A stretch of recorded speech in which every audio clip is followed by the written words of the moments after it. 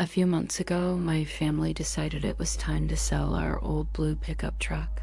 We live in a small, quiet town in Oregon called Willow Creek, the kind of place where you think you know everyone and nothing bad ever really happens. We put up a simple for sale sign, and that's when a man named Calvin Brooks entered our lives. From the start, Calvin was strange. He'd call nonstop, one day desperate to buy the truck, the next day completely changing his mind, only to call back hours later saying he wanted it again. It was a confusing, frustrating cycle. When we wouldn't answer his calls, he'd just show up. We'd find sticky notes plastered to our front door, little messages that felt more like demands than inquiries. His texts were relentless, and he'd often drive by our house, circling the block slowly, like he couldn't let go of the idea of the truck, or maybe couldn't let go of us. This all came to a head during a particularly vulnerable time for me. I had just gotten home after a major surgery. I was weak and a lot of pain, and spending my days recovering alone while my husband was at work. That's when Calvin came back. I saw his car pull up, and my stomach immediately twisted into a knot. There was just something about his presence that screamed danger. I decided not to answer the door. I stayed quiet, hoping he'd just leave one of his notes and go. But this time was different. After a few firm knocks, there was silence. Then I heard it. The distinct metallic jiggle of our doorknob. He was trying to get in. My heart hammered against my ribs. I was frozen, listening as his footsteps moved away from the door and started to circle the house.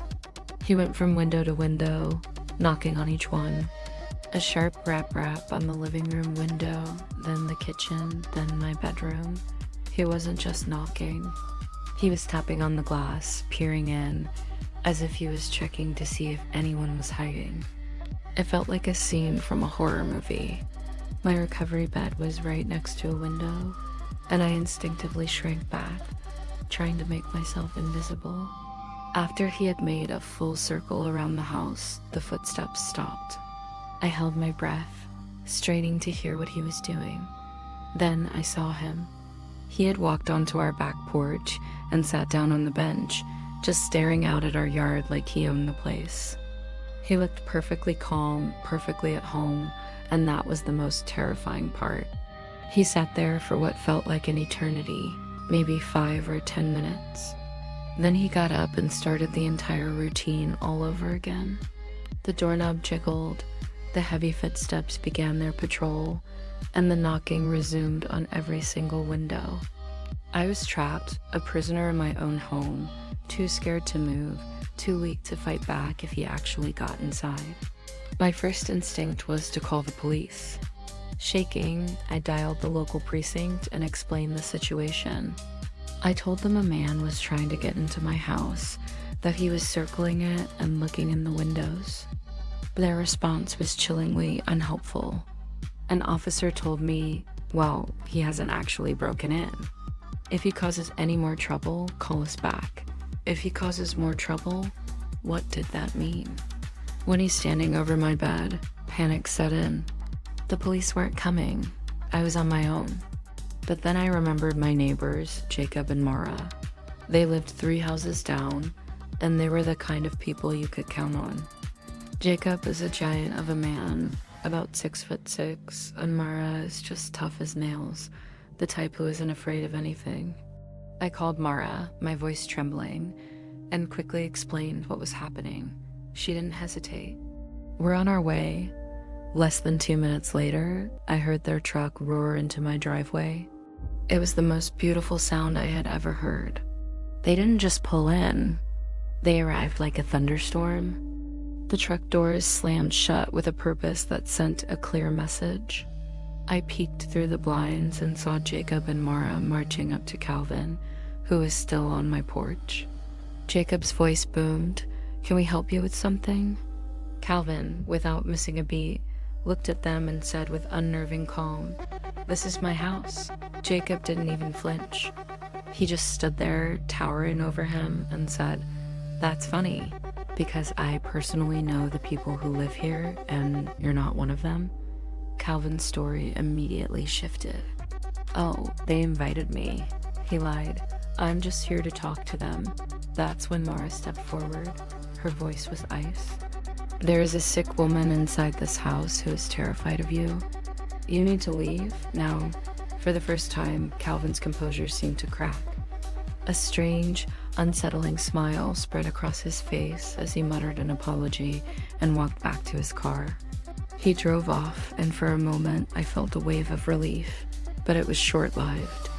He didn't go far. He just drove down the street and parked his car at the entrance to a public trail, 2 houses away. From there, he had a clear view of our property. He was just sitting there, watching, waiting. The feeling of being hunted returned, stronger than ever. He was a predator, lurking in the shadows, and our home was his territory. Later that evening, my husband came home from work. As he pulled into the driveway, Calvin's car pulled in right behind him, blocking him in. He got out of his car, angry and agitated. He started rambling, yelling about how we had embarrassed him in front of the neighbors. He demanded that we sell him the truck right then and there, even though he openly admitted he didn't have the money. My husband is a calm man, but he has a limit. He stood his ground and looked Calvin straight in the eye. He said, "You know what? Take the truck. Keep your money. But if you ever step foot on our property again, the police will be the ones you talk to next." Calvin was stunned into silence. He got into the old blue pickup, the object of his bizarre obsession, and drove away. We never saw him again. He never came back. But the fear he left behind, that stayed.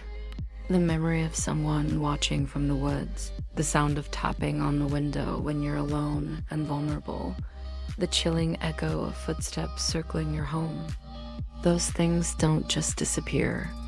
That day, I learned what it feels like to be truly hunted, and it's a feeling that never really leaves you.